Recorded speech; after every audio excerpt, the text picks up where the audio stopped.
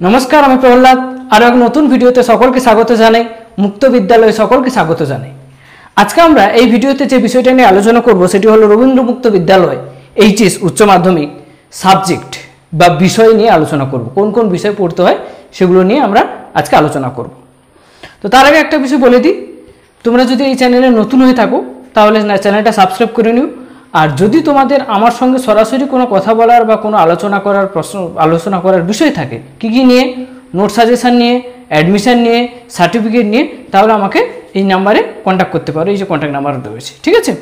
তো চলো এবারে উচ্চ মাধ্যমিকে কী কী সাবজেক্ট পড়তে হবে, উচ্চ মাধ্যমিকে কী কী সাবজেক্ট রয়েছে রবীন্দ্র মুক্ত বিদ্যালয়ে সেগুলো নিয়ে আলোচনা করা যাক। উচ্চ মাধ্যমিকে 3টি স্ট্রিম রয়েছে বা 3টি বিভাগ রয়েছে। প্রতিটি বিভাগে 6টা করে সাবজেক্ট নিতে হয়। 3টি বিভাগ বা 3টি স্ট্রিম কী কী? একটা হচ্ছে সায়েন্স, 2 নম্বর হচ্ছে আর্টস, 3 নম্বর হচ্ছে কমার্স। Science, arts, commerce. এরপর এই সায়েন্স, আর্টস, কমার্সের স্টুডেন্টদের কম্পালসরি সাবজেক্ট বলে বা কমন সাবজেক্ট বলে সেগুলো পড়তে হয়। কি কি? বেঙ্গলি, হিন্দি, নেপালি, উর্দু, সাঁওতালি। এটা ফার্স্ট ল্যাঙ্গুয়েজের মধ্যে পড়ছে। এগুলো যে বললাম বেঙ্গলি, হিন্দি, নেপালি, উর্দু, সাঁওতালি, এগুলোর মধ্যে যে কোনো একটা নিয়ে পড়তে হবে। 2 নম্বর হচ্ছে সেকেন্ড ল্যাঙ্গুয়েজ ইংলিশ, ইংলিশটা নিয়ে পড়তে হবে, ঠিক আছে। এরপর চলে আসছি মূল স্ট্রিমে। 2টো সাবজেক্ট তাহলে কম্পালসরি সাবজেক্ট পড়তে হচ্ছে। সাধারণত ওয়েস্ট বেঙ্গল স্টুডেন্টরা বাংলা ফার্স্ট ল্যাঙ্গুয়েজ এবং ইংলিশ সেকেন্ড ল্যাঙ্গুয়েজ হিসেবে পড়ে।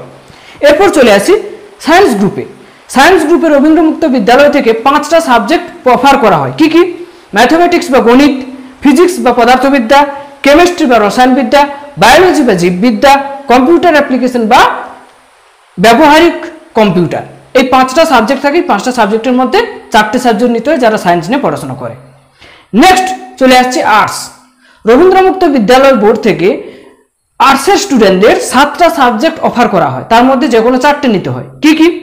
এক হচ্ছে হিস্ট্রি বা ইতিহাস, 2 নম্বর হচ্ছে এডুকেশন বা শিক্ষা বিজ্ঞান, 3 নম্বর হচ্ছে জিওগ্রাফি বা ভূগোল, 5 নম্বর হচ্ছে পল সায়েন্স বা পলিটিক্যাল সায়েন্স রাষ্ট্রবিজ্ঞান, 6 নম্বর রয়েছে এনভায়রনমেন্টাল স্টাডিজ বা পরিবেশবিদ্যা, এরপর রয়েছে নিউট্রিশন অ্যান্ড হোম ম্যানেজমেন্ট পুষ্টিবিজ্ঞান ও গৃহবিজ্ঞান, লাস্ট রয়েছে সংস্কৃত।